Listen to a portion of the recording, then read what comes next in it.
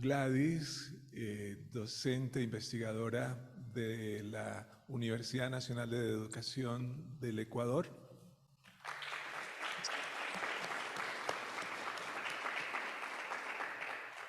Y también a Dolores Pesantes, de la Universidad Nacional de Educación del Ecuador. Muchas gracias por haber venido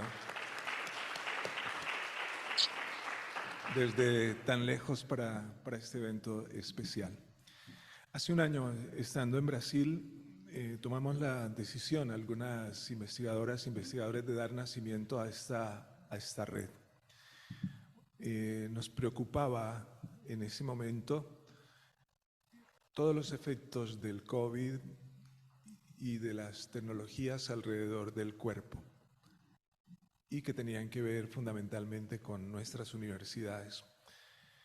Y hace un año, exactamente, investigadores e investigadoras de Argentina, de algunas universidades de Brasil, de universidades de Colombia, de universidades del Ecuador y universidades de México, tomamos la decisión de armar esta red, que cumple exactamente un año. Y hoy nos es muy grato poder presentarles a ustedes cuáles van a ser las 3 líneas de investigación que serán presentadas por representantes de estas líneas, como las he mencionado. Así que mis palabras llegan hasta acá, porque creo que hemos venido a escucharles como parte de este primer evento que tenemos en nuestra universidad, de redes de investigación, redes internacionales, que para dentro del próximo año les prometo que serán muchas más redes, y nuestros profesores y profesoras estarán en contacto también con otras universidades y otros investigadores, y esperamos estar, si la vida así nos lo permite, organizando ya un evento muy potente sobre la necesidad de tener en nuestras universidades y en nuestras sociedades redes que investiguen lo que está pasando. Muchas gracias.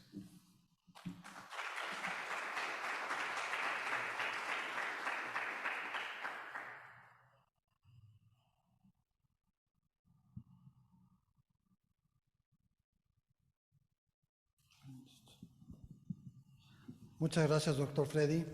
A continuación, tendremos la presentación de la línea de investigación 1 de la red Cuerpo, Educación y Tecnología, conformado por la doctora Fabiola Anaíd Orozco Baena, licenciada en Pedagogía por la Universidad de Cuautitlán Izcalli, especialista generalista en recursos humanos por Richard Community College en Dallas, Texas, maestrante en Administración, maestra en Ciencias de la Educación, Universidad de Cuautitlán Izcalli, doctora en Ciencias de la Educación por el Colegio de Estudios de Posgrados de la Ciudad de México. Tiene un diplomado en e-learning, divulgación dinámica España, diplomado en Seguridad Nacional con enfoque multidimensional por parte de la IMESDEN, de la Secretaría de la Defensa Nacional. Actualmente es docente de tiempo completo e investigadora de la Universidad de Cuautitlán Izcalli. Igualmente se encuentra la maestra Pamela Sanata Álvarez, decana de la Casa de los Saberes, Universidad de Cuautitlán Izcalli, médico veterinario zootecnista FES Cuautitlán, UNAM, maestría en Administración y Emprendimiento Social, Universidad ORT México, especialidad en Ética y Sociedad, Universidad ORT México, doctorante en Educación, vicepresidenta y directora general de Asociación Internacional por los Valores Humanos, AC, presidenta de la misma asociación, directora para programas de cultura de la paz en la educación básica, media y superior para América Latina, formadora de docentes certificados en el programa especializado de cultura de paz y herramientas socioemocionales en la educación básica, media y superior de países como Venezuela, Colombia, Perú, Costa Rica, Paraguay, Estados Unidos, Brasil, etc. presidenta de la Fundación El Arte de Vivir. Ha dado cursos y certificaciones en programas especializados de herramientas socioemocionales, meditación, valores humanos y cultura de paz en Canadá, Estados Unidos, México, Alemania, España, India y Brasil, entre otros. Ha sido conferencista internacional, ha impartido cursos, talleres, seminarios, conferencias y certificaciones en Estados Unidos, México, Ecuador, Colombia, Brasil, y para participantes en Chile, Argentina, República Dominicana, Guayana, etc. Adelante con su presentación.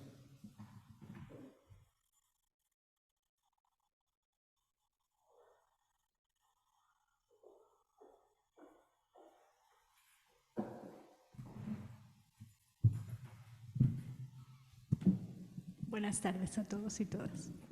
Buenas tardes.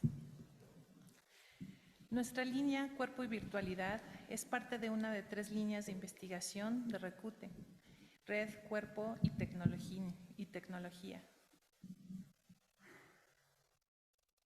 La que sigue, por favor. Es para mí un privilegio presentar a sus integrantes. Doctora Jenny Teresita Guerra González, del Instituto de Investigaciones Bibliotecológicas y de la Información de la UNAM, Niditzel Carranza Conde, Pamela Sanata Álvarez, Talamira Taita Rodríguez Brito, Elenita Piñeiro de Quiroz Silva y una servidora. Adelante, por favor. ¿Qué nos preocupa?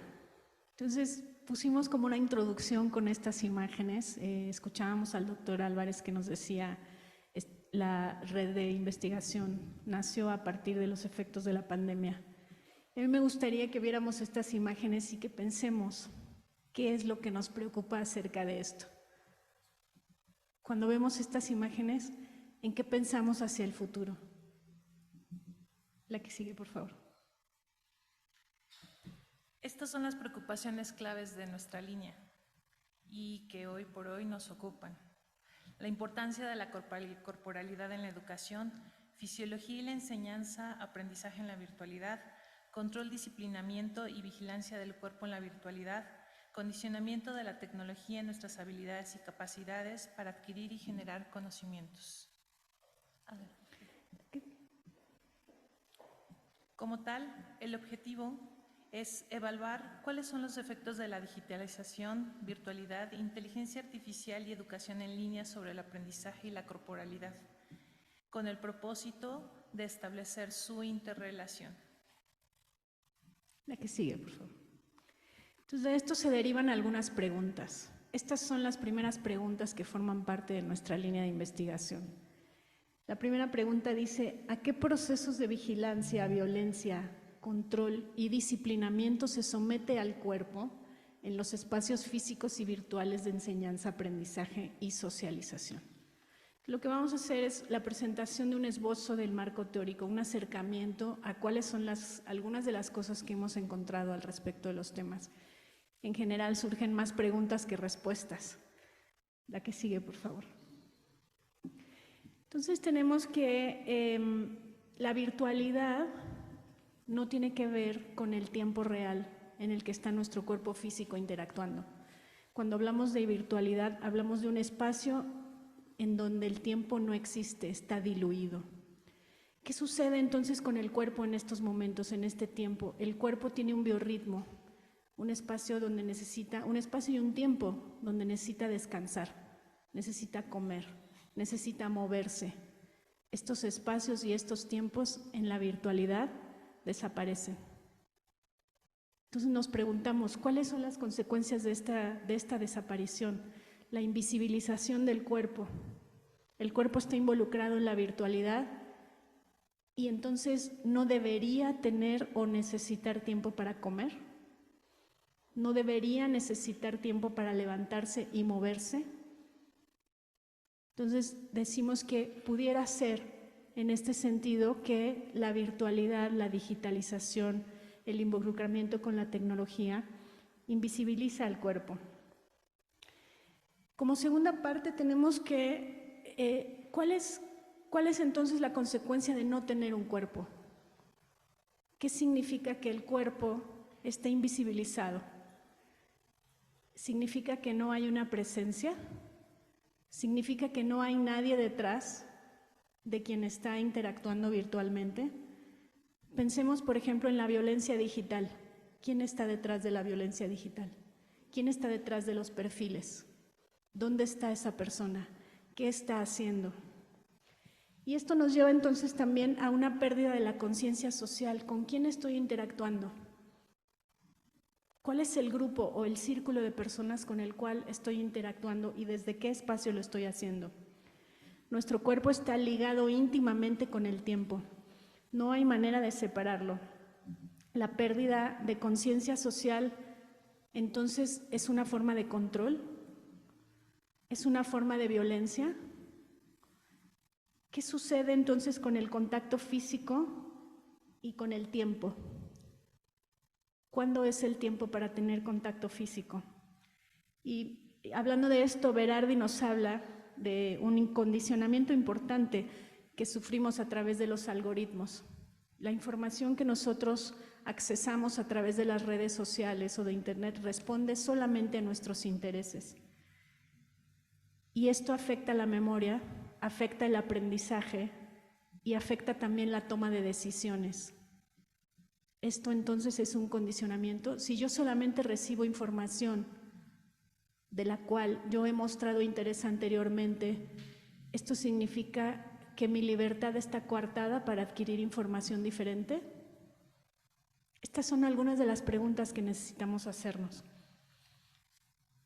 Después tenemos, esto nos lleva a una pregunta ineludible, que significa el control que ejerce la virtualidad y dónde está la ética de la virtualidad.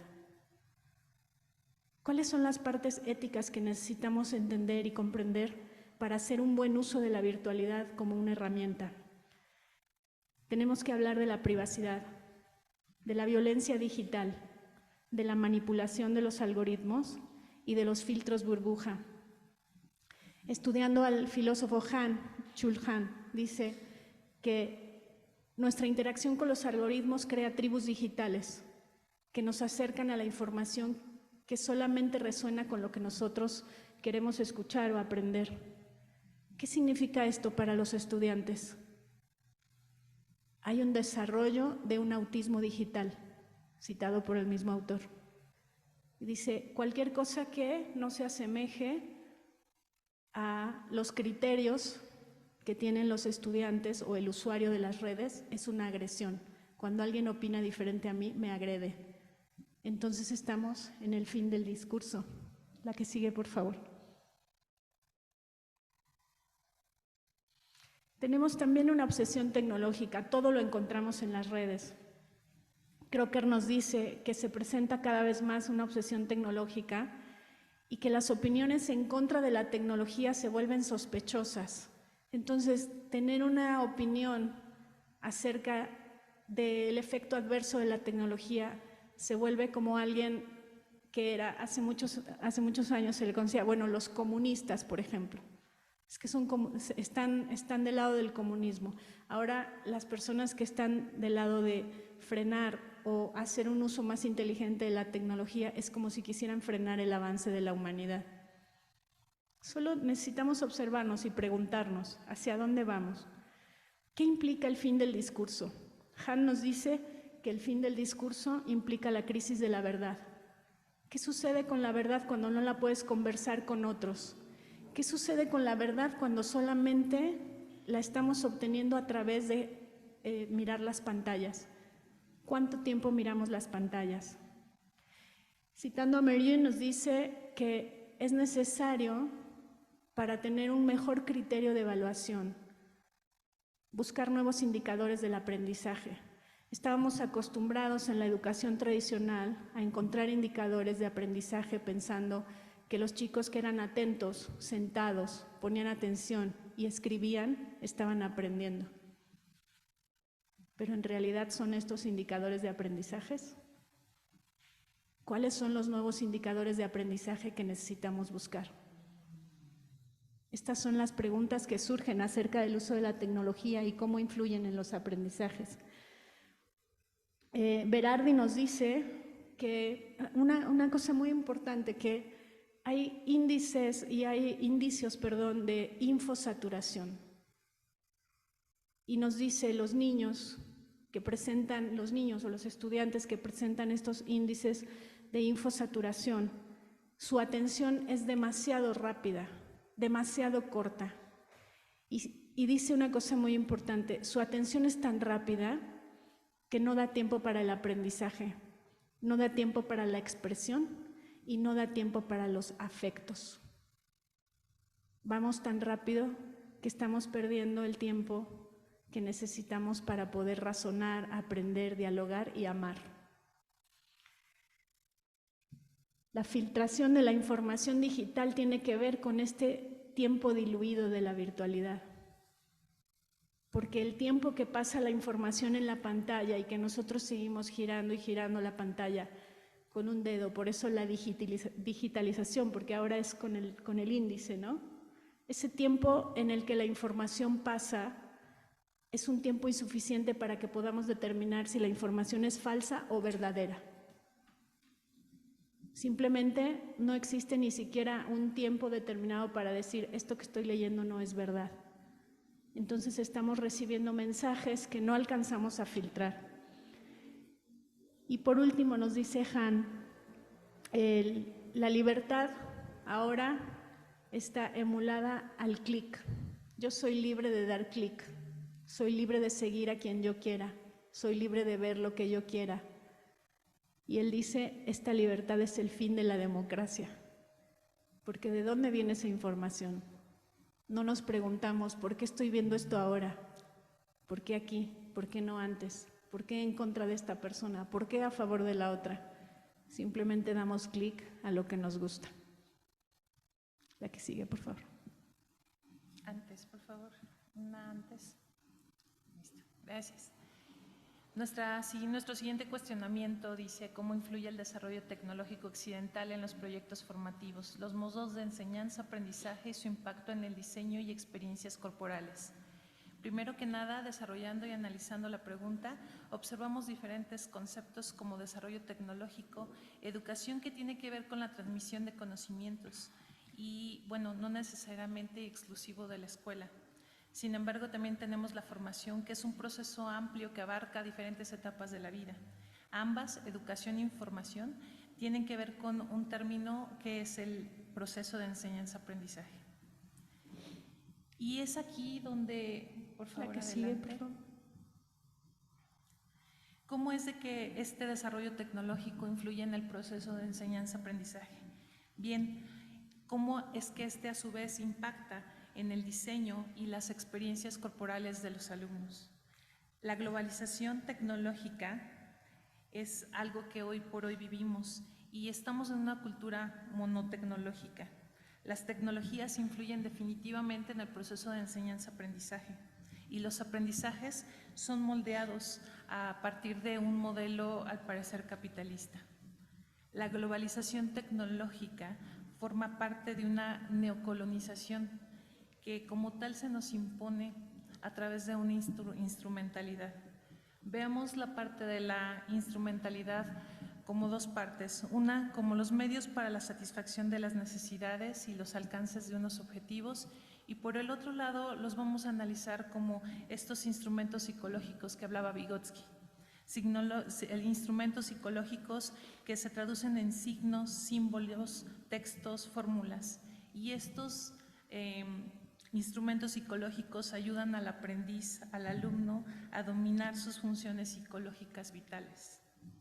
Sin embargo, con estas nuevas tecnologías, ¿cómo es de que se van dando la percepción, la memoria, la atención, funciones vitales y capacidades del ser humano? Por lo tanto, el aprendizaje es lo que nos compete trabajar. Una tecnodiversidad y tomar y preservar la importancia hacia una orientación al futuro y una política de descolonización. Por ello es de que la relación entre el aprendizaje y la enseñanza con estos artefactos tecnológicos nos hacen revocar también a la idea de la mediación instrumental de Vygotsky. Y no es una relación inívoca, y ni artefactual, sino que es mutua. Es importante la relación entre los artefactos, los conocimientos, las prácticas, los usuarios, las tareas. Lo mágico de esto es la interacción entre todos ellos. Y esto nos hace dar con ello una propuesta ecológica, una interacción entre lo biológico, lo social y lo técnico. Las tecnologías, a bien, pueden tomar y generar y considerar nuevos procesos de enseñanza-aprendizaje. Y en este caso, generar una nueva creatividad. La que sigue, por favor. Por favor, la que sigue. Retomando como tal la anterior, por favor. Gracias. El proceso de enseñanza-aprendizaje genera un impacto en el diseño y las experiencias corporales. La tecnología no solamente es plausible. Pam lo contextualizó y yo lo retomo a través de lo que Barrenechea lo dice. Lo que está en juego es la vida y la creatividad en el planeta. Es necesario la comprensión integral del aprendizaje, la importancia del pensamiento, el valor de la duda, retomar lo que es el conflicto cognitivo, reconocer la metacognición y el proceso de aprendizaje que cada uno de los alumnos lleva. Asimismo, hacerlos con este proceso responsables de su propio aprendizaje. La digitalización de la vida reconfigura también la identidad humana. El sujeto adopta y vuelve a adoptar nuevas identidades. Y es que se vuelve y se impone un modo de estar, una forma de estar en el mundo. Voy cerrando con esta parte en la cual es importante ver que se desconoce una crítica constructiva y valiosa de un docente, de un padre, de una madre, pero se reconoce cuántos likes y cuántas vistas ha generado para dar valor a mi valor. La identidad mediatizada cambia la autopercepción y la conciencia del sujeto. Y es así como vemos las nuevas relaciones entre el proceso de enseñanza-aprendizaje que se encuentra en todo y la tecnología, de la cual aún cabe mucho por reflexionar. La siguiente, por favor. La tercera pregunta es: ¿de qué modos la tecnología condiciona nuestras habilidades, capacidades corporales para adquirir y generar conocimientos?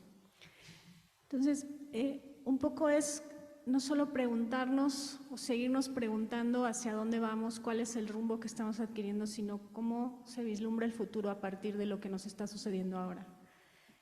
La que sigue, por favor. No cabe duda que el cuerpo, la educación, la tecnología y la política están íntimamente ligadas. Están íntimamente ligadas al desarrollo científico y también al tecnológico. Esto nos ayuda a formar redes y estas redes tienen una forma de vida particular, una forma de vida peculiar que se va amalgamando con el tiempo. Se organiza la sociedad, se organizan las diferentes generaciones, los niños, los jóvenes, los adultos, los ancianos.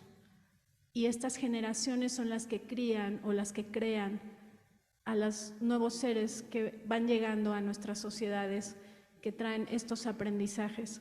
Entonces necesitamos preguntarnos, ¿cómo vamos a utilizar la tecnología? Sería completamente irrisorio pensar que la tecnología no va a estar presente o que la vamos a evitar, pero ¿cómo sí la vamos a utilizar para que nuestras nuevas generaciones tengan un futuro lleno de aprendizajes, llenos de tiempo para quererse y llenos también de tiempo para conocerse y socializar? Esta pregunta es una reflexión también a vivir y relacionarnos mejor con nosotros mismos y con nosotros, con lo humano y con lo no humano. Es importante retomar y reflexionar sobre la vida, la tecnología y tomar visible lo que ha sido invisible a través de la tecnología.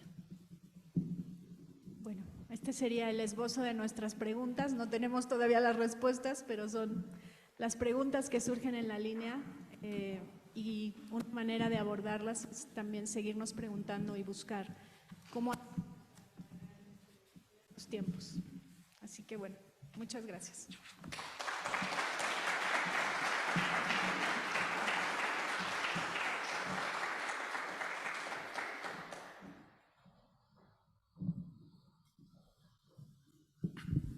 Muchas gracias, agradecemos su valiosa participación. A continuación, tendremos la presentación de la línea de investigación 2 de la Red de Cuerpo, Educación y Tecnología, y que me honro presentar a nuestras invitadas.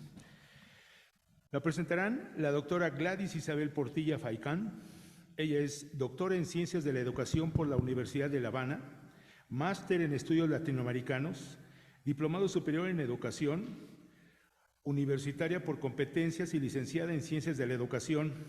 Es docente investigadora de la Universidad Nacional de Educación, UNAE, directora del Grupo de Investigación Pensamiento Práctico Pedagógico, miembro del Grupo de Investigación Educación Decolonial y Epistemologías del Sur, EDUSUR, miembro de la Red Latinoamericana Caribeña de la Educación en Derechos Humanos y directora del proyecto de investigación Las prácticas pedagógicas en los procesos de formación inicial docente en América Latina y el Caribe. Es un estudio comparado entre universidades e instituciones formadoras de maestros desde un enfoque situado, y directora del Grupo de Investigación Internacional Pensamiento Pedagógico y Práctico.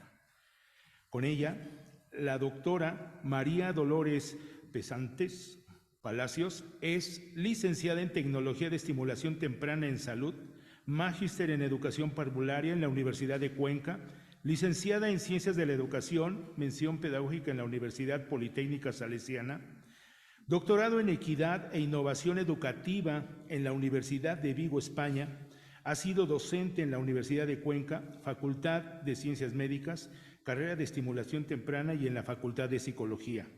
Docente en la Universidad Politécnica Salesiana, carrera de Educación Parvularia, directora de Prácticas, directora de Vinculación con la Sociedad y directora de la revista de divulgación Experiencias Pedagógicas Mamacuna en la Universidad Nacional de Educación, UNAE.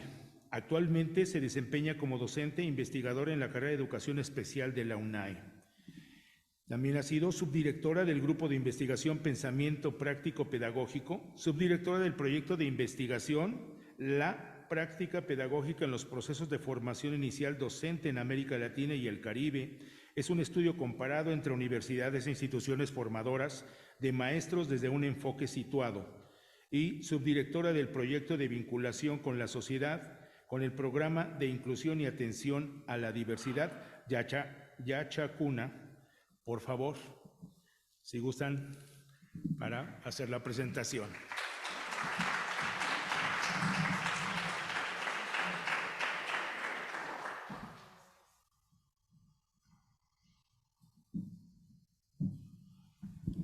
Buenas tardes a todas y a todos. Muchas gracias por invitarnos, Freddy, por estar presentes en esta presentación de las líneas de nuestro grupo. Quienes formamos el grupo somos David Añasco, un compañero que está atravesando por una situación de salud, va mejorando, María Dolores, Jaime Ullauri, un compañero también de la Universidad Nacional de Educación, quien no pudo asistir hoy, pero está conectado. Vamos con la siguiente, por favor. El tema de nuestra línea es la disputa de la subjetividad, el sentido del cuerpo y la tecnología en la escuela extendida. Creemos que las tecnologías, en sus diversas formas de expresión, de manifestarse en la cotidianidad de la vida de las personas, y particularmente este campo de especial atención para nosotros como educadores, como universidades, la presencia de las tecnologías en el campo de la educación. Las tecnologías han logrado permear estos ámbitos de la vida humana, del ser humano, como son la subjetividad, el sentido que le damos a las cosas, el sentido que tenemos de nosotros mismos y de nuestro cuerpo, de la misma corporalidad. En este sentido, consideramos que este tema es un elemento medular que requiere ser investigado, del que tenemos percepciones, tenemos preguntas, una serie de problemáticas también resaltadas como las compañeras del grupo que nos antecedieron. Sin embargo, aún estamos en este estado inicial muy heurístico del campo de la investigación, es decir, estamos en un estado de aproximación. Pasamos a la siguiente, por favor.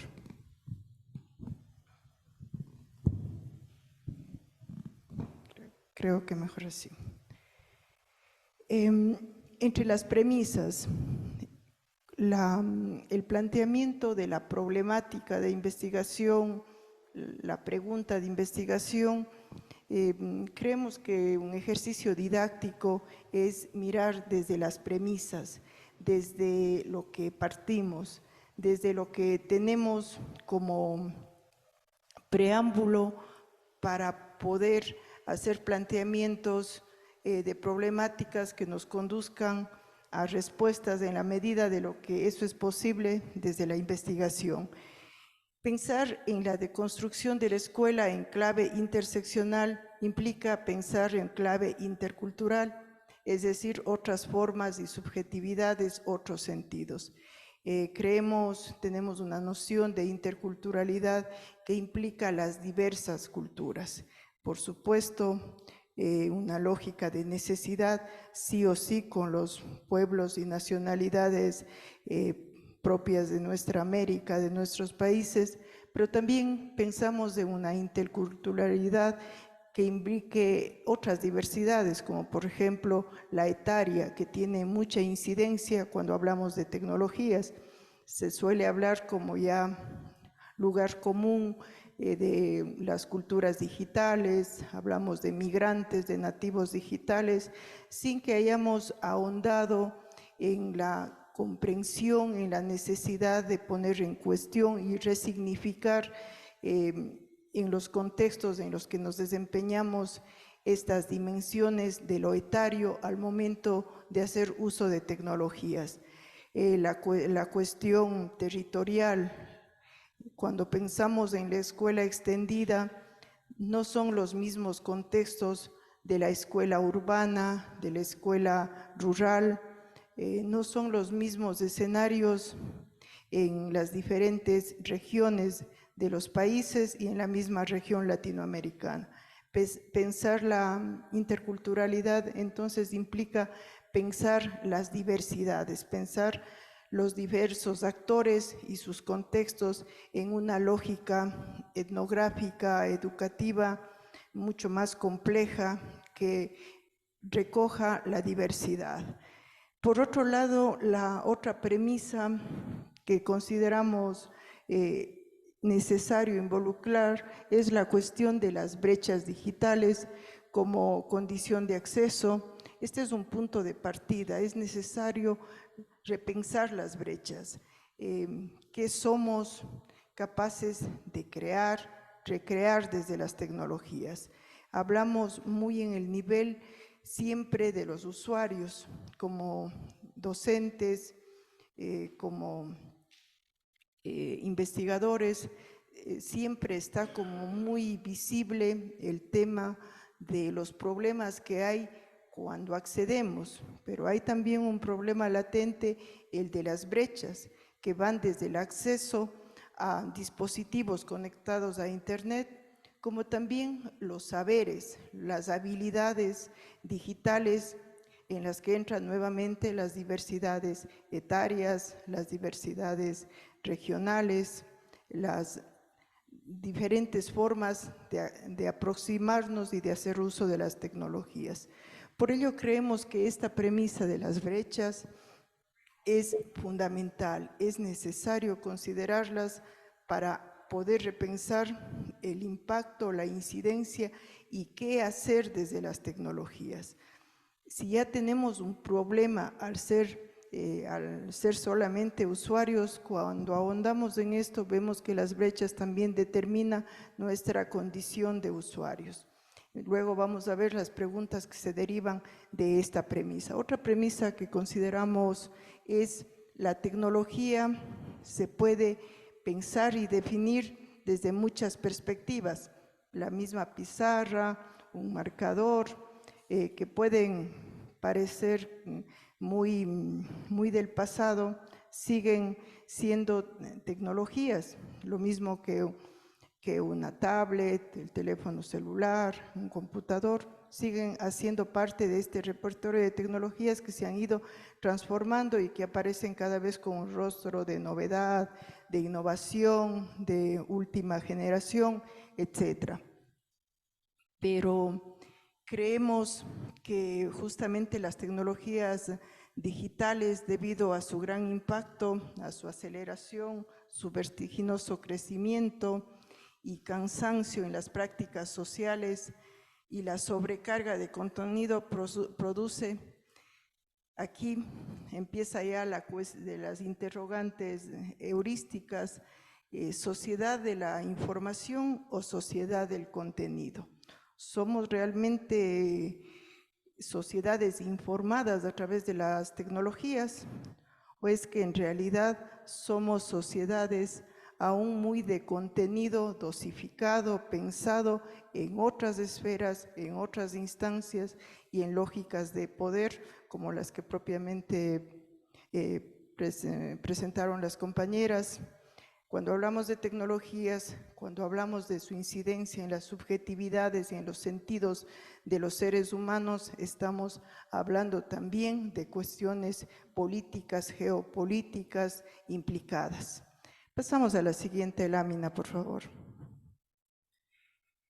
Estas son las cuestiones significativas desde una perspectiva de la genuina pregunta de investigación, de este sentido que las investigadoras, los investigadores consideramos el qué de la investigación, lo heurísticamente relevante o significativo.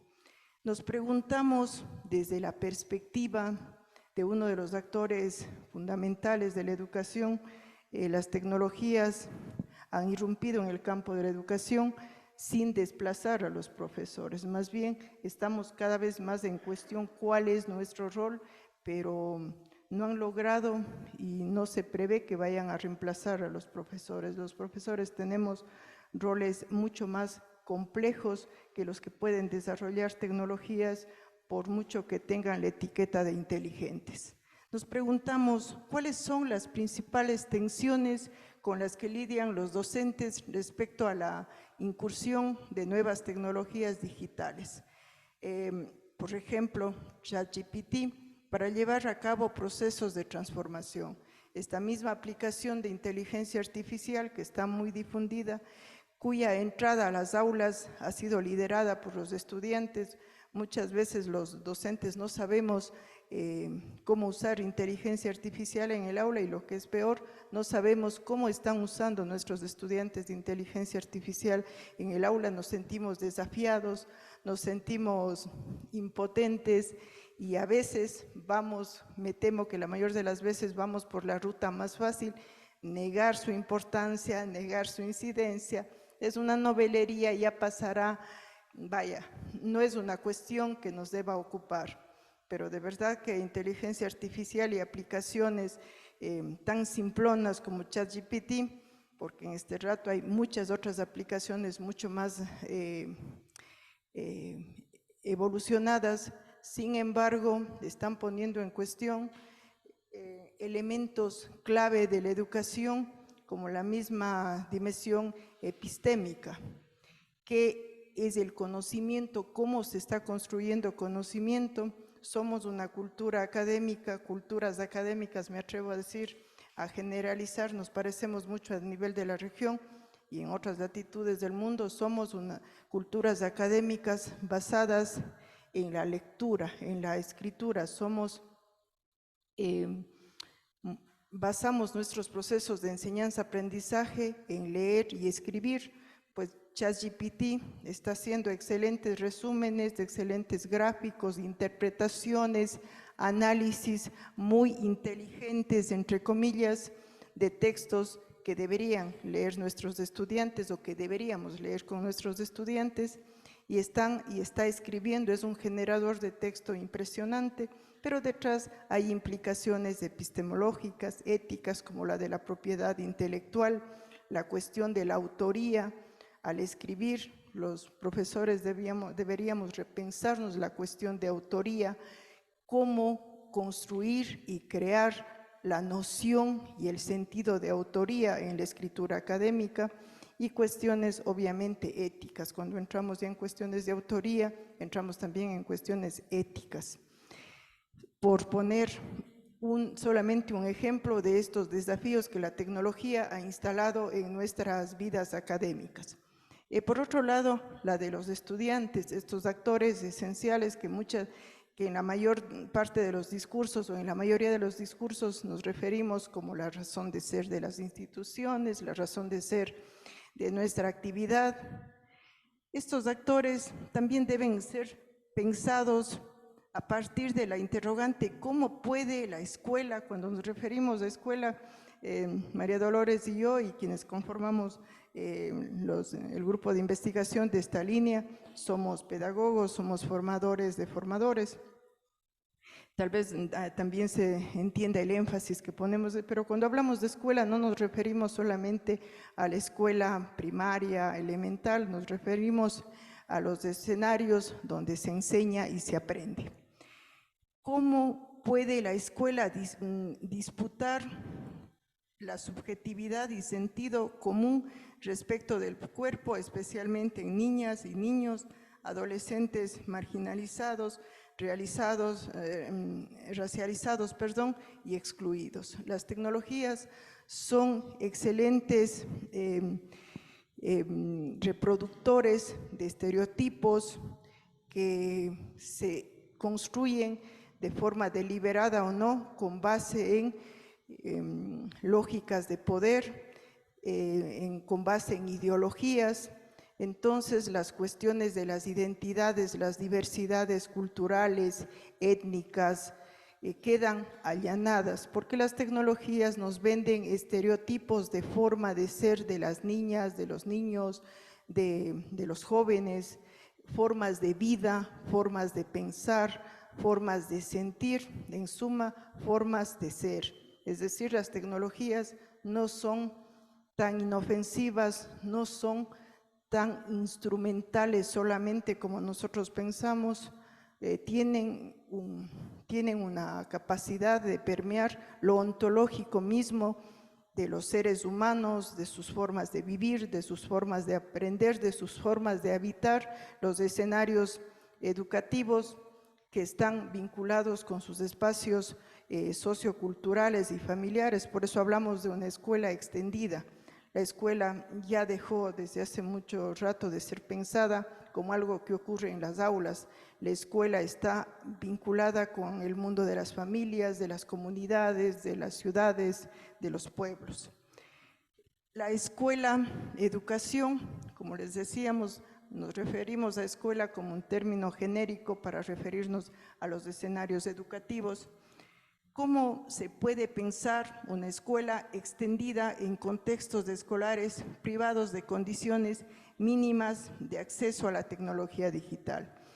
Posiblemente, si no pensamos esto como una cuestión de fondo esencial, como una condición para pensar luego si es la información, si son solamente contenidos, si son datos, las capacidades de discriminar, de criticidad, pasan por pensar cuáles son las reales condiciones de acceso, porque también posiblemente estemos pensando si somos capaces de cubrir las necesidades de acceso a un dispositivo conectado a Internet, por ejemplo, estaríamos pensando que podríamos pasar de una lógica de la web 1.0 en la que simplemente se tiene acceso a información que está almacenada, que está generándose en algún lugar, a pasar a una lógica de la web 2.0, desde la cual se pueda crear, se pueda generar aplicaciones, tecnologías y también información pertinente a los contextos, ¿no? Y a los actores que intervienen. Los contenidos, ¿cómo podemos pensar en clave intercultural el llamado pensamiento computacional, por ejemplo? El pensamiento computacional muy traído del mundo de la ingeniería de sistemas, pero que en las aulas, desde educación básica, primaria, hasta las aulas universitarias, está pensada para la creación, para la construcción de modelos, para la construcción de lenguajes, de artefactos, que pueda ser pensada desde las escuelas. Por tanto, la tecnología, creemos, debe ser vista desde estas aristas de tal manera que podamos pensar cómo hacerle frente por su poder que tiene para permear las subjetividades y los sentidos de lo que hacemos hasta de lo que somos. Pasamos a la siguiente, por favor. Con base en estas premisas, con estas cuestiones, nuestra pregunta, en la lógica también de una investigación etnográfica, cualitativa, está, es decir, que puede irse reconstruyendo, reconfigurando en el proceso de investigación, qué subjetividades y sentidos sobre el cuerpo están implicados en el uso de la tecnología en la escuela extendida. Esta es una pregunta que hay un sentimiento ambivalente, de verdad nos angustia, nos genera esta pregunta porque no sabemos, pero como investigadoras, como investigadores también nos emociona mucho porque sabemos que ir detrás de las respuestas, de las posibles respuestas a esta pregunta, será una tarea académica que nos va a llenar mucho, que nos va a satisfacer mucho. Estamos bastante emocionados con las tareas de investigación que se deriven de estas preguntas y de esta pregunta con la que procuramos aglutinar las cuestiones antes dichas. Pasamos a la siguiente lámina, por favor. María Dolores va a contarnos un poco el estado del arte, un estado de la situación que es todavía muy preliminar, pero que esperamos se vaya consolidando y nos sirva de inicio para estas tareas de investigación que queremos continuar. Muchas gracias, María Dolores. Buenas tardes con todos, un gusto enorme poder estar acá. Como Gladys nos había comentado ya, el equipo de la línea número 2 hemos iniciado con una revisión de algunos autores con los cuales tratamos ya de comenzar a responder estas preguntas planteadas.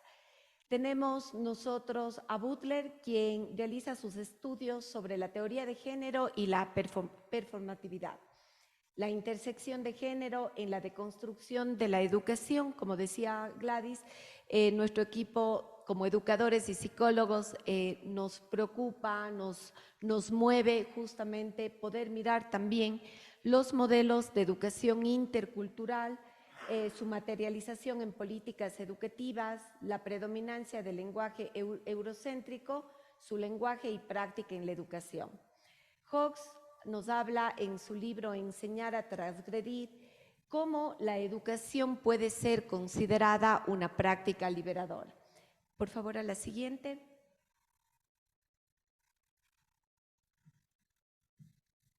Kaplan nos habla en su teoría de las emociones en el campo educativo sobre la afectividad como una dimensión organizadora del lazo social.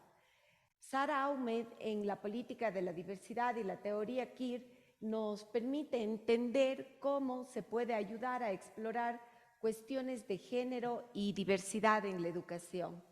Paulo Freire, que no podía quedarse de lado, en la pedagogía crítica y la educación liberadora, nos habla de la aplicación a la deconstrucción de la sociedad desde una perspectiva intersectorial. Pasamos, por favor, a la siguiente. Ángeles Parrilla, quien revoluciona en los últimos años sobre la visión de la educación inclusiva, rompiendo todos los esquemas del enfoque médico-terapéutico, nos plantea la inclusión como un proceso de transformación social y nos ayuda a comprender las exclusiones en los sistemas y comunidades educativas. Tronto trabaja en la ética del cuidado y ha explorado la importancia de la inclusión y el cuidado en la construcción de una sociedad más justa. Haraway, conocida en su ensayo El Manifiesto Cyborg, que explora cómo las tecnologías están transformando la percepción del género y la identidad en la era digital. Vamos a la siguiente, por favor. Bourdieu, que nos habla sobre la reproducción de desigualdades sociales en la educación, sus conceptos fundamentales de capital cultural y hábitos que son fundamentales para comprender cómo se perpetúan las culturas escolares excluyentes. Ruiz, que abordan el fenómeno que representan la generación de espacios de sociabilidad, producto de la configuración de comunidades virtuales en Internet, y Daniel Brailovsky, quien habla de los saberes, disciplina e identidades en los materiales y objetos escolares, un estudio sobre la cultura escolar a través de los objetos. Estos son los principales referentes que los tenemos hasta aquí. Tenemos todavía un reto enorme, un trabajo amplio sobre el buscar más referentes y cómo se están dando en los contextos socioeducativos. Muchas gracias. Solo para terminar, muchas gracias. También mostrarles que la ausencia de fuentes que traten directamente la cuestión de la subjetividad y el sentido en cuanto a, con referencia a las tecnologías, en conexión con el uso de las tecnologías, de la búsqueda, de esta primera búsqueda que hemos hecho, no hay mucho, lo que también muestra la relevancia, la necesidad de investigar en esta área. Es decir, posiblemente, esta vía preliminar es irresponsable decirlo de forma categórica, pero posiblemente estamos ante uno de lo que solemos llamar un nicho, un campo aún no explorado en el campo de la investigación en educación. Muchas gracias por su atención. Gracias.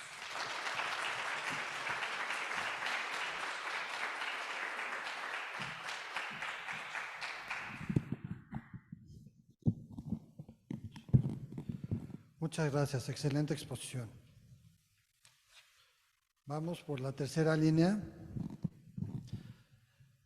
que es con la doctora María Dolores Pasantés Palacios, licenciada en Tecnologías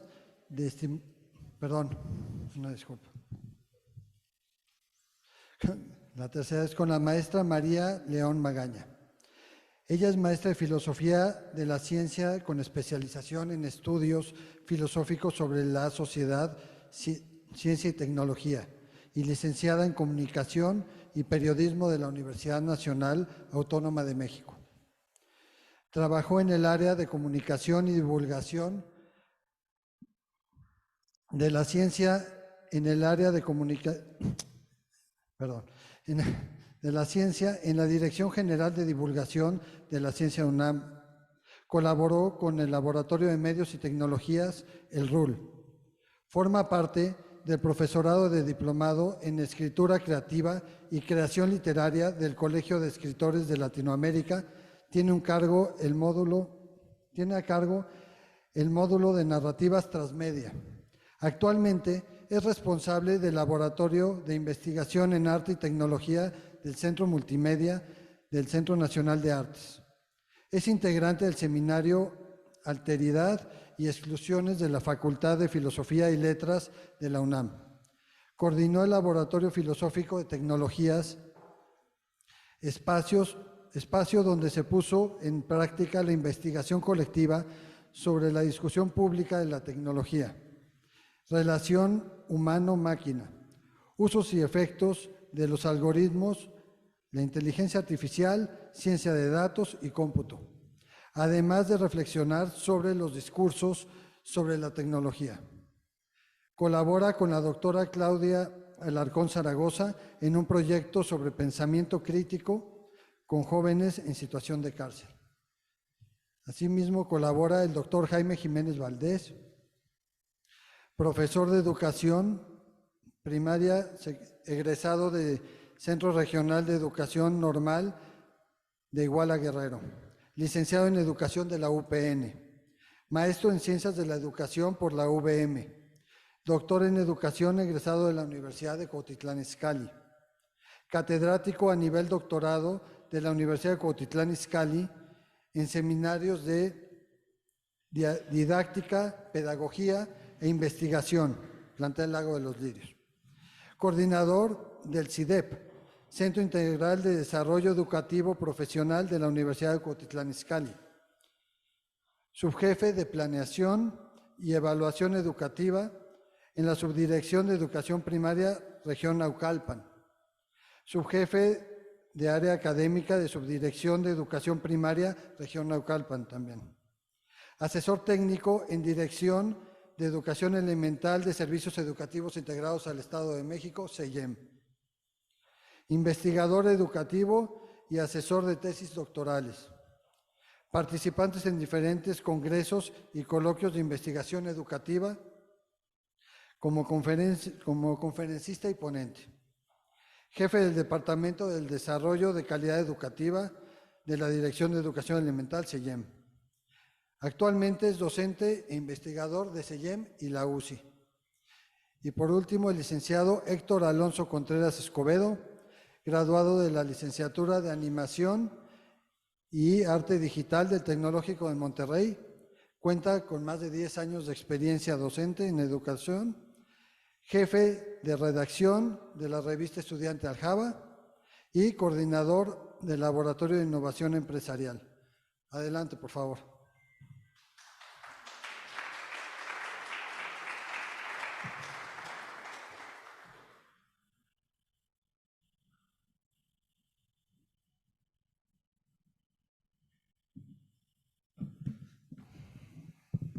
Buenas tardes.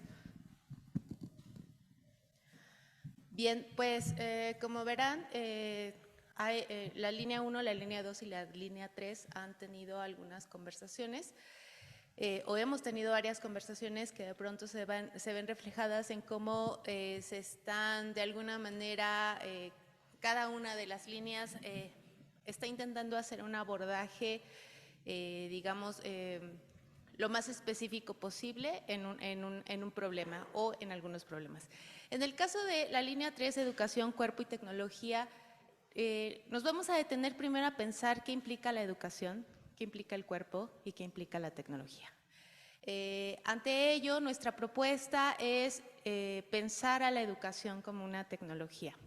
En los 80s, una economista llamada Carlota Pérez ya planteaba que que surge una nueva tecnología, y esto es lo que a donde vamos a ir primero, les llama oleadas tecnológicas. Entonces, cada vez que aparece una nueva tecnología, se incrementa o se ensancha esta polarización entre los pobres y los ricos.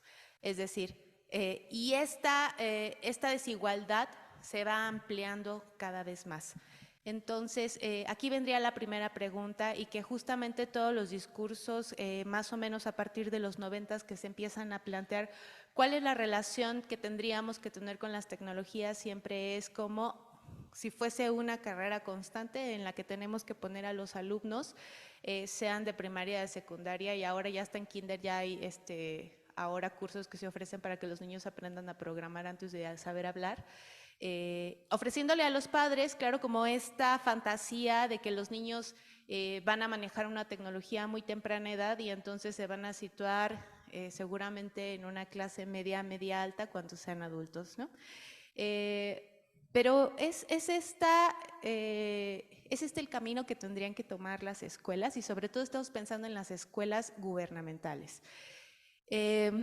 Entonces, es en esta primera pregunta la que nos vamos a hacer nosotros, si es posible pensar a la educación como una tecnología. ¿En qué sentido? La filósofa Ana María Martínez de la Escalera propone que se piense a la tecnología como un modo de estar juntos. Es decir, que estos objetos técnicos simple y sencillamente son un resultado posterior a las formas en las que nosotros hemos decidido estar juntos o las formas en las que hemos acordado estar juntos. Entonces, cuando nosotros decimos que esto está deshumanizando, que está volviendo tontos a los niños, etcétera, en realidad lo que estamos diciendo es que lo que estamos haciendo es automatizando prácticas que ya existen. En la primera línea decían, hay muchos guiños al filósofo chino Yu Hui, donde él está hablando de tecnodiversidades. Entonces, él está hablando de esta idea de homogeneización tecnológica, lo cual ha permitido el Internet y la cibernética, lo cual quiere decir no que el Internet y la cibernética en sí mismos son malévolos. Lo que quiere decir es que el tipo de conocimientos que están vertidos en el Internet son eurocéntricos, son anglosajones. Les voy a poner un ejemplo, la Wikipedia. ¿Qué implica que todo el conocimiento en español esté en Wikipedia? ¿Qué implica que todos los niños que hablen español, sea en España, sea en México, sea en Centroamérica o sea en Sudamérica, sepan lo mismo sobre cualquier tema? ¿No? Esto implica justo un empobrecimiento del discurso, implica que no puede haber abordajes situados de los temas, y esto nos lleva justamente a pensar que si la escuela es una tecnología, ¿en quiénes tendríamos que pensar? Tendríamos que pensar en el aula en sí como una tecnología. Es decir, que el aula está generando una cierta relación entre los cuerpos, que el aula está generando una relación específica entre los alumnos y el profesor, y sobre todo, y lo más importante, que el aula y la escuela están generando una relación con el conocimiento. Siempre estamos hablando de información, como si hubiese que cargar un montón de elementos de datos en las cabezas de los niños y después les hacemos un test y dependiendo si contestan lo que nosotros esperamos que contesten, dependerá su evaluación. Y en México tenemos un gran ejemplo de cómo esto va implicando marcar las vidas de los niños a muy temprana edad. Ya hay exámenes para entrar a la secundaria, hay examen para entrar a la preparatoria, sobre todo en la Ciudad de México. Eso implica que todos los que no se quedan en una preparatoria que les puede dar un pase a la universidad, automáticamente van a ser obreros. ¿Cuál es esa relación con el conocimiento, ¿no? Entonces, hay un filósofo que se llama, bueno, había porque ya se murió, que se llama Gilbert Simondon. Él es un filósofo de la tecnología y una de sus grandes preocupaciones era que la tecnología se tendría que enseñar desde la educación básica. ¿A qué se refería con esto? Aquí viene esta preocupación que tiene el filósofo Yu Hui. Es muy joven, no ha de haber cumplido todavía los 40 años. Y él dice que tenemos que empezar a hacer historias situadas de la tecnología. ¿Qué implica esto? No significa que nos volvamos tecnofóbicos, que de un día para otro dejemos de utilizar los celulares, que dejemos de utilizar las computadoras, pero tampoco implica que hagamos programas como los de Vicente Fox, donde les pongamos las mismas pantallas a todos los profesores en toda la República Mexicana, esperando a que todos los niños aprendan de la misma manera, o que todos los contenidos van a ser igual de valiosos para todos los niños. Estas historias situadas, lo que está planteando Yu Hui es que miremos a nuestro alrededor, y para él estas tecnologías están atravesadas moralmente, no moralmente en un sentido judeocristiano, sino que están materializadas a partir de nuestras formas de relacionarnos con el mundo. Pienso específicamente en la inteligencia artificial, ahora que ya todos quieren que sus hijos se conviertan en genios de la inteligencia artificial.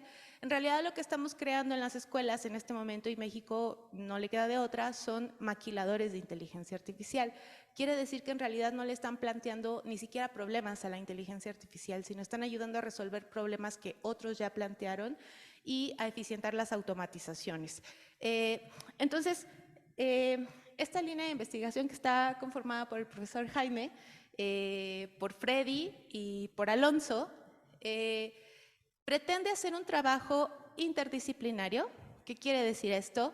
Que vamos a utilizar herramientas como la filosofía, vamos a utilizar herramientas como el trabajo de campo, nos vamos a enfocar específicamente en lo que sucede en las escuelas multigrado, y lo que queremos es generar unas herramientas teóricas que sirvan no para explicar las escuelas, no para salvar a la educación en México, sino para poder dar cuenta del valor de las prácticas que ocurren en otras formas de la escuela, que les ayude a los profesores a saber que las prácticas cotidianas que tienen son importantes y que ellos tienen tecnologías educativas que pueden ser mucho más valiosas que los dispositivos digitales. Esto no implica que estamos diciendo que no se utilicen. Lo que estamos diciendo es que podemos generar recomendaciones para que el Estado no haga gastos millonarios, por ejemplo, en dispositivos que no van a ser utilizados, y tenemos el gran ejemplo de las tabletas, ¿no? Se gasta una gran cantidad de dinero para repartir tabletas a los niños, pero nadie piensa en los contenidos. Pensamos en qué temas meter y sacar de los planes de estudio, pero no pensamos qué relación queremos que los niños tengan con el contenido.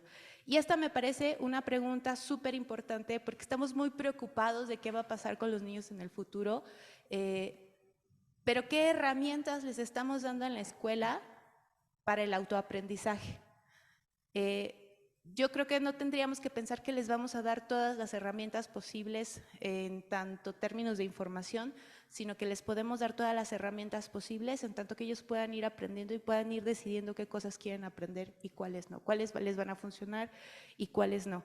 Y entonces esta línea de investigación, eso es lo que va a intentar plantear, ¿no? Pensar a la escuela como una tecnología, esto nos va a permitir pensar en objetos como el libro, pensar en objetos como el aula, pensar en objetos como esa relación o esas interacciones que ocurren al interior del aula, pero también nos va a permitir pensar en esas relaciones que se dan o que deberían darse en la comunidad. Es decir, que la escuela, imagínense una escuela que tirara los muros y que estableciera que cada generación tiene que ser distinta porque los padres de familia, los alumnos y las condiciones que rodean el espacio escolar son distintas cada ciclo escolar. Entonces, ese es el planteamiento de esta línea de investigación y, bueno, a continuación Jaime nos va a explicar si esto hace sentido en la escuela multigrado. Gracias, María. Buenas tardes a todos. Es un gusto poder estar nuevamente con ustedes. Efectivamente, hemos pensado, hemos discutido, estamos en esta parte incipiente, igual que otras líneas. No tenemos todavía la pregunta de investigación, no tenemos todavía algunas cuestiones, porque vamos a revisar primero la parte vivencial. Estamos muy emocionados, nos vamos a ir a esas comunidades que ven ustedes ahí, nos vamos a ir a convivir con los alumnos y con los docentes de escuelas multigrados del Estado de México. Entonces yo quiero primero decirles, la siguiente por favor, quiero hablarles un tanto del contexto, lo rico que hay en el Estado de México, vean ustedes ese colorido que está ahí, lo hermoso que es nuestro Estado de México. Y bueno, quiero decirles que en nuestro estado hay 3,841 escuelas multigrado, solo de primaria. No cuento telesecundarias ni jardines de niños. Y solo estoy hablando de las del Estado de México. En el país hay una gran cantidad. ¿Y en qué contexto se encuentran las escuelas multigrado? Bueno, pensaríamos que solamente es en el medio rural, ¿no? A ver, chavos. Ya ¿Qué fue lo que les dije? Ya no solo es en el medio rural. En el medio rural encontramos escuelas primarias multigrado, pero también escuelas multigrado indígena. Tenemos 5 lenguas aquí en el Estado de México.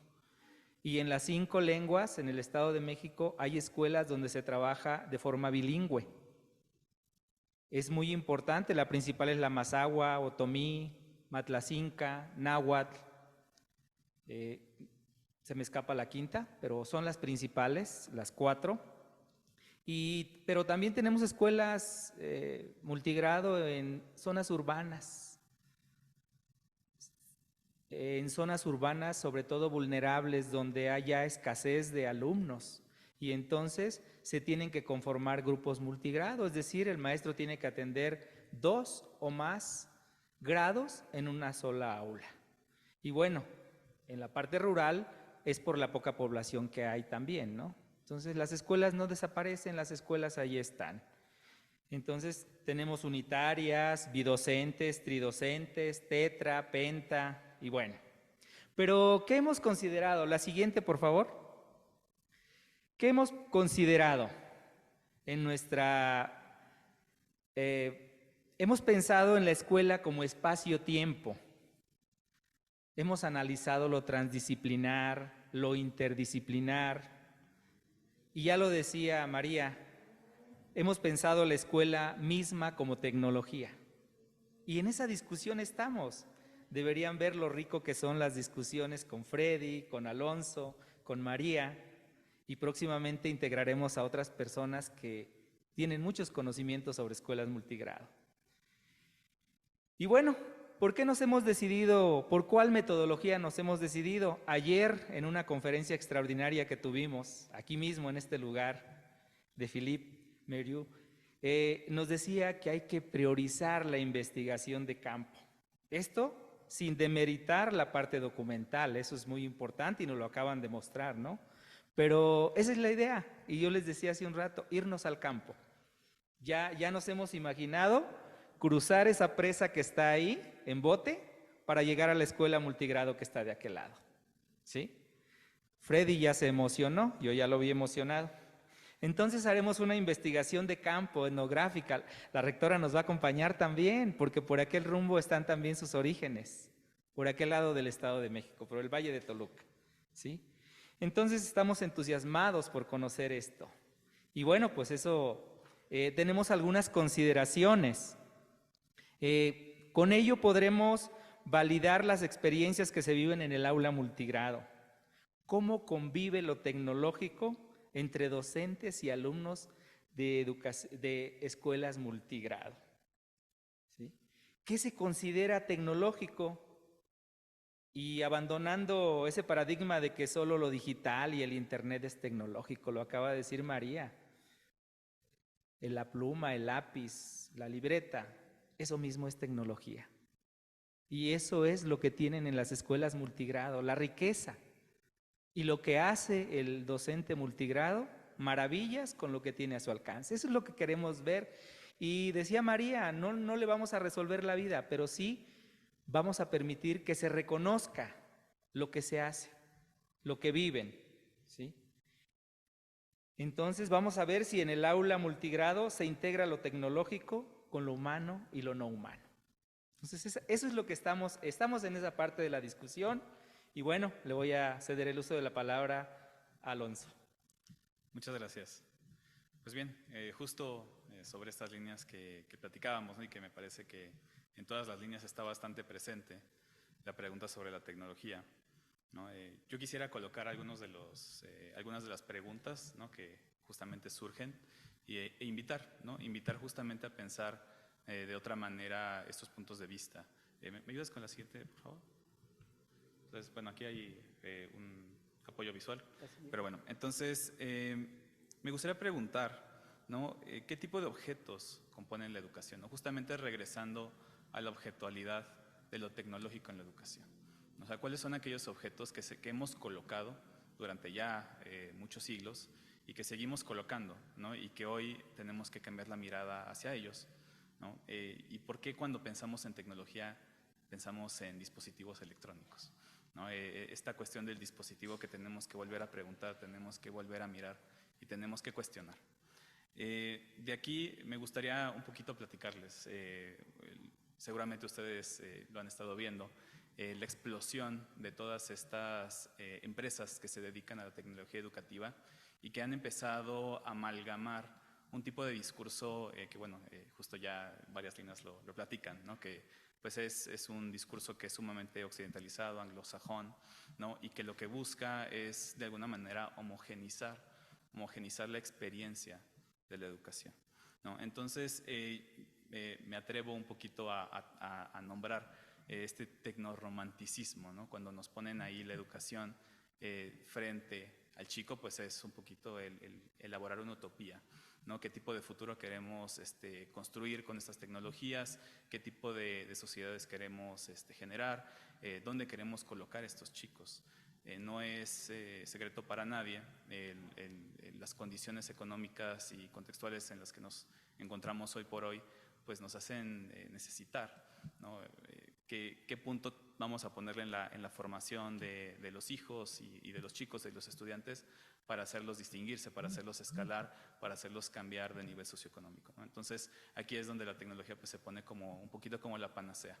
Entonces, si nosotros colocamos el dispositivo y el chico aprende a programar, como lo comentaba María, antes de aprender a hablar, pues entonces a lo mejor el futuro lo tiene comprado. Yo aquí justo quiero colocar la pregunta, ¿no? Estas empresas de tecnología nos ofrecen lo que parece ser una solución total. Y yo quisiera preguntar, bueno, ¿por qué en la educación queremos buscar soluciones últimas o soluciones totales? Y para esto me gustaría convocar la imagen del sabueso Lélape y la zorra Teumesia, ¿no? Es esta historia antiquísima del sabueso cuyo destino es que nunca se le vaya la presa, y Teumesia, la presa que está destinada a nunca ser atrapada, ¿no? ¿Y qué pasa cuando se encuentran uno frente al otro, ¿no? ¿De dónde parte esa tensión? Me parece a mí que justo estas discusiones que se arman y estos discursos que se arman en pos de la tecnología educativa tienen este carácter, ¿no? En donde queremos solucionar lo insolucionable, ¿no? Que me parece que la educación justamente es una cosa que está en continua transformación, ¿no? Que no tiene una solución final y que más bien lo que invita es a seguir haciendo preguntas. En la historia, bueno, en una de las versiones de la historia, Zeus, para resolver estos dos destinos, los petrifica, ¿no? Para que sus destinos sigan, digamos, encontrados. Entonces, hoy me parece que no podemos petrificar la educación. Entonces, tenemos que encontrar nuevas soluciones, tenemos que encontrar nuevas formas y nuevas vías de pensar en el objeto y pensar en la tecnología. Entonces, a esto yo convoco a la filósofa Marina Garcés, que habla sobre la honestidad con lo real, ¿no? Aunque la tecnología se nos pone como esta visión aspiracional, ¿no? a una cuestión de avance, de mejora continua, de progreso, me parece que tenemos que ser honestos con lo real, ¿no? Tenemos que volver, ¿no? Y por eso, bueno, la participación de Jaime a mí me parece totalmente central en nuestra línea, ¿no? Es volver la mirada con lo real. Entonces, me voy a permitir leer una acotación que hace Marina Garcés sobre este concepto. Y ella dice que la honestidad con lo real no se define por sus temas, por sus procesos ni por sus lugares, sino por la fuerza de su implicación y por sus anhelos. Un anhelo de verdad, un anhelo de nosotros y un anhelo del mundo. Ya en la otra línea también justamente comentaban la necesidad de colocar la verdad, ¿no? Hoy es un tema que pues nos azora.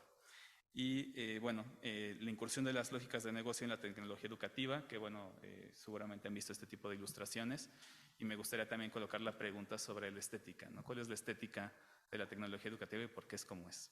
Entonces, este estilo que seguramente ustedes han visto antes se llama Corporate Memphis, y que se vuelve esta gramática visual que se vuelve cada vez más fuerte dentro de la educación, ¿no? La tecnología educativa trae esta fuerza de imagen que justo jala de un estilo ultracorporizado, corporativizado, perdón, y que me parece que tenemos que cuestionar.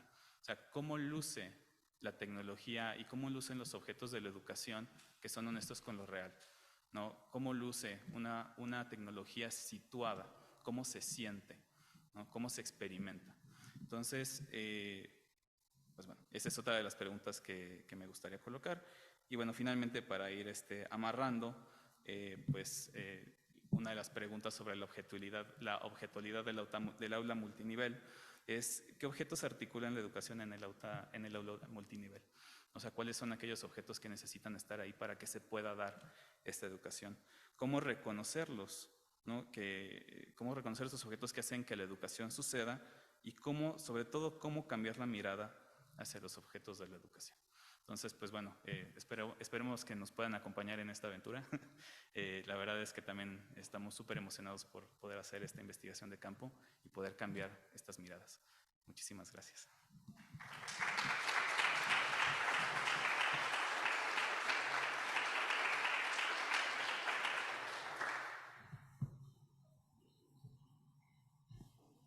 Muchas gracias. Valiosas miradas sobre la transparencia, sobre la tecnología, el aspecto digital, la filosofía y las miradas.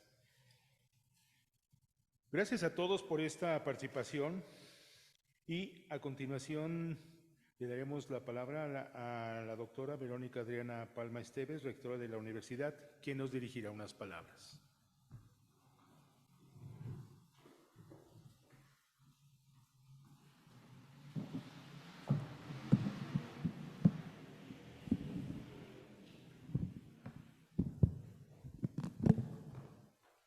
Casi lo rompo. Muy buenas tardes. Pues muy contenta, muy satisfecha con estas líneas de investigación.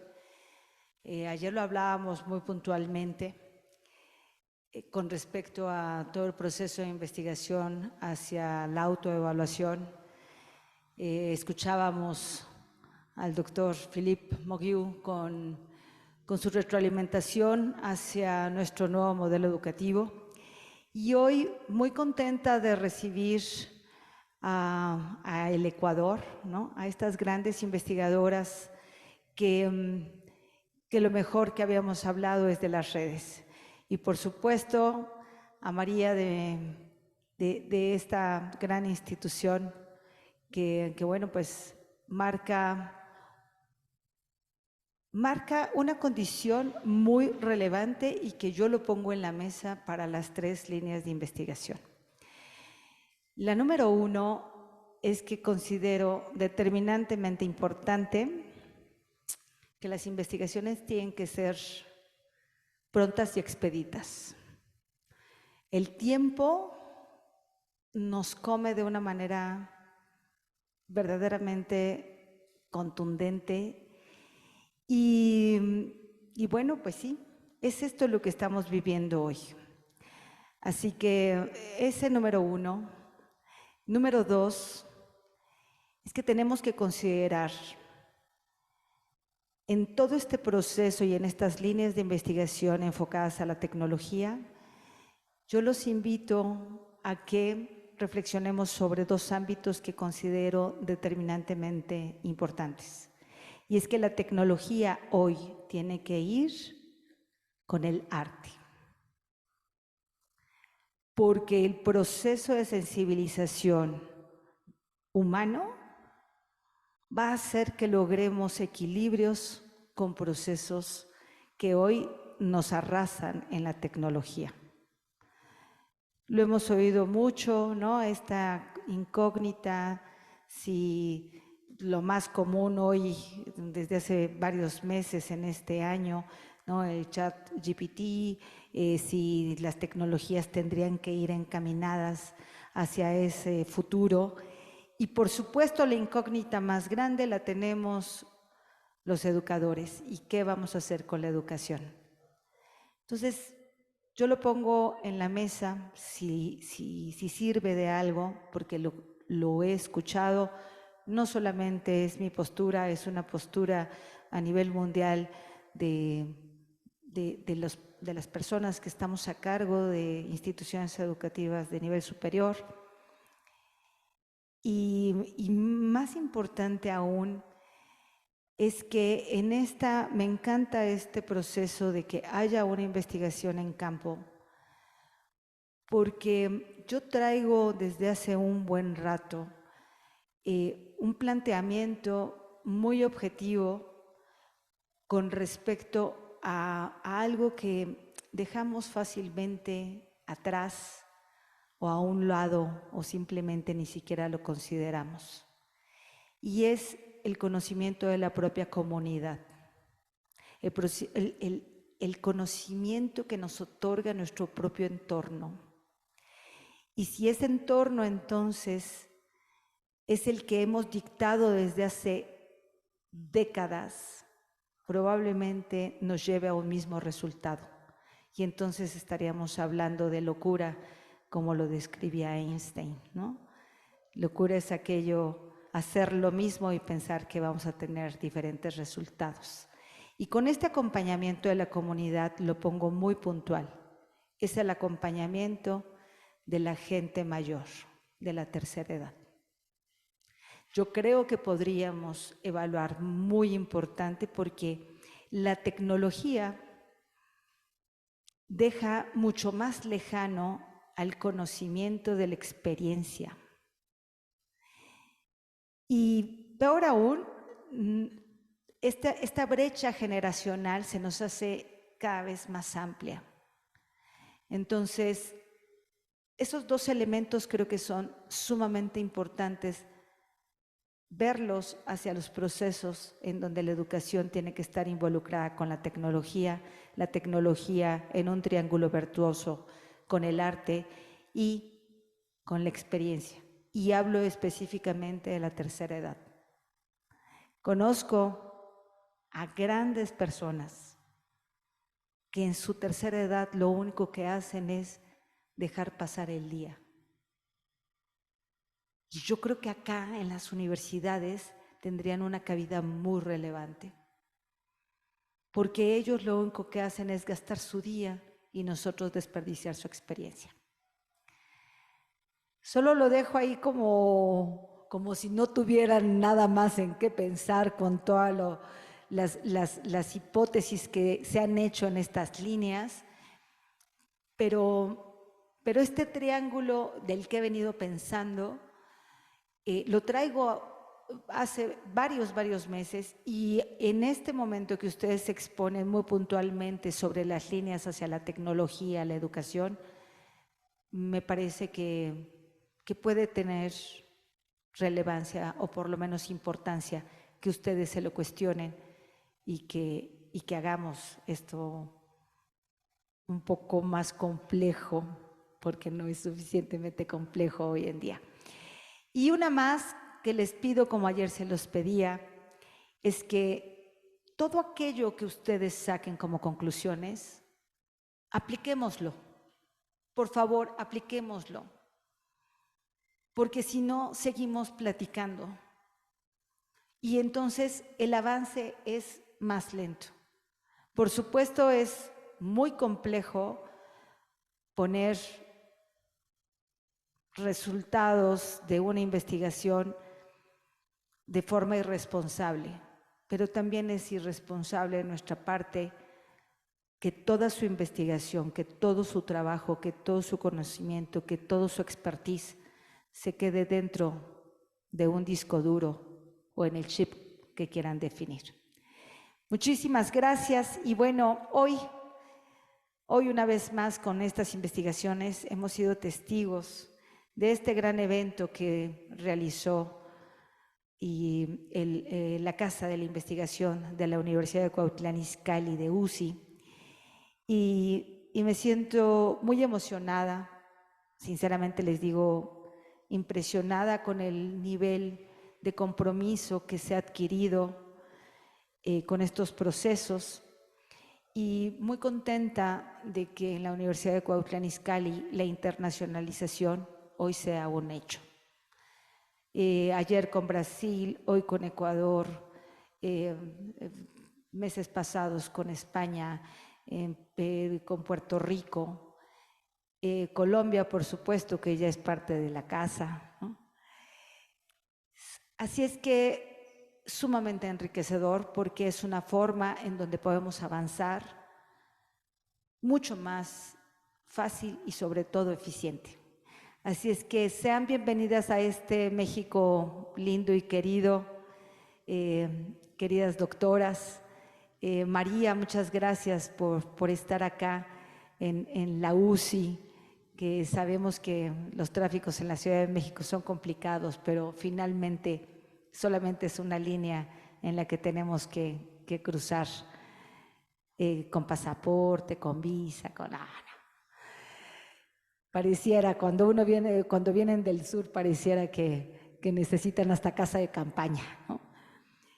Pero muchas gracias, y sobre todo también les agradezco infinitamente a todos nuestros docentes, a todo nuestro claustro docente por seguir haciendo más, por seguir sumándose, por seguir atreviéndose, porque es la única forma en que nos equivoquemos, pero que finalmente encontremos la respuesta correcta.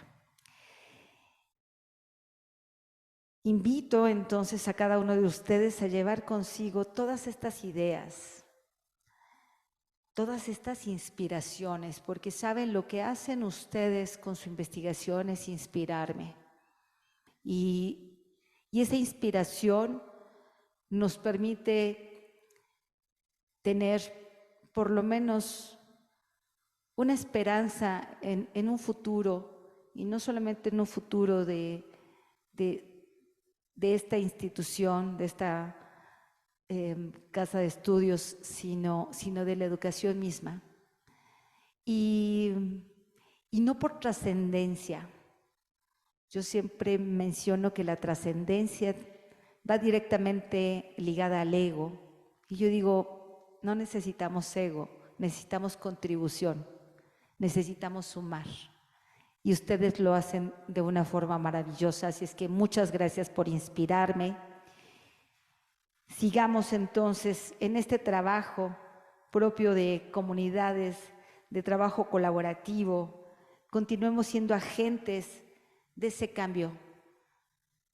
Aplica local, impacta global, y eso es lo que considero debemos de continuar haciendo.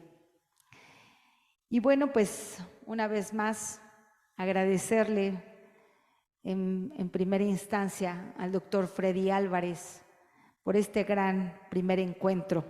Así es que les pido un fuerte aplauso para él, por favor.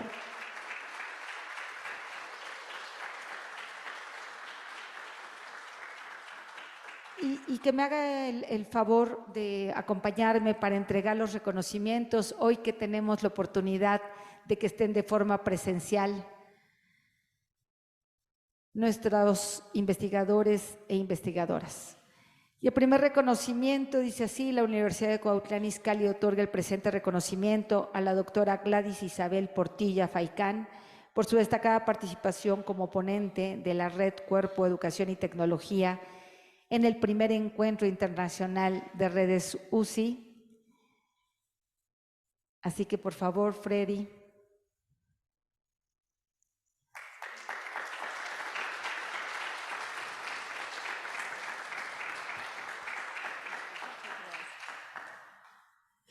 El segundo reconocimiento para la maestra María Dolores Pesantés Palacios. Por favor, doctora.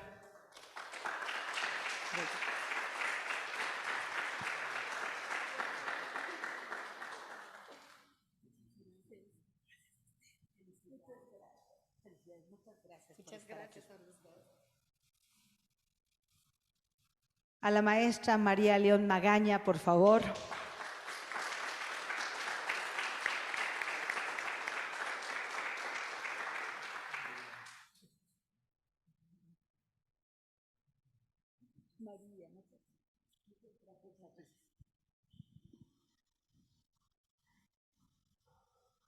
Y bueno, pues muy felices a los de casa.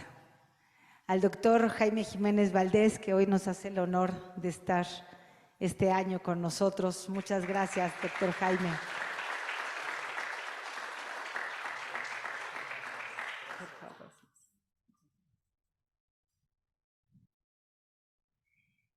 A la maestra Pamela Zanata Álvarez, decana de nuestra Casa de los Saberes. Trae porra.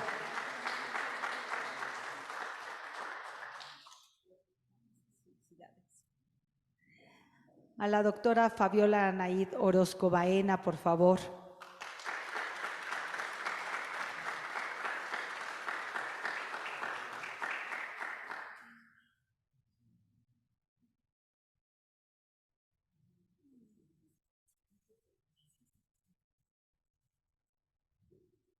Y al licenciado Héctor Alonso Contreras Escobedo, por favor.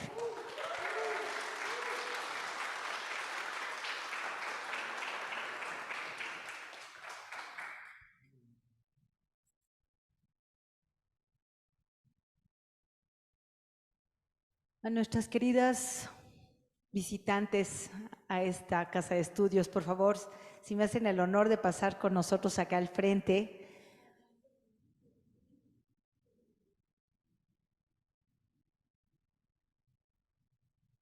Tenemos un un pequeño presente de la UCI para ustedes y nos encanta que se la pongan. Por favor.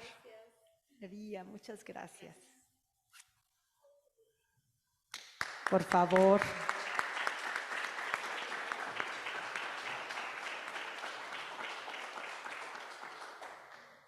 Así como el regalo, que se lo pongan, que se lo pongan. Así decimos en México cuando alguien abre un regalo.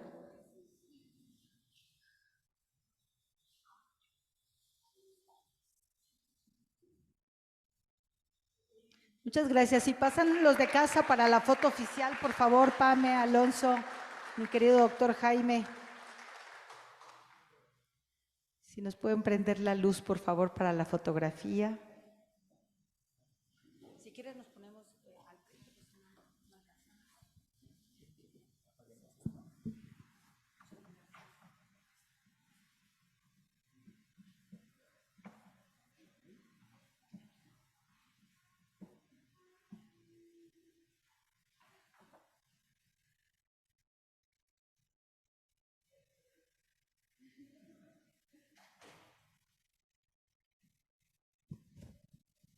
Muchas gracias, pues damos por clausurado este primer encuentro de redes. Muchas gracias, doctor Freddy Álvarez, y bueno, pues todas mis flechas se dirigen al sol.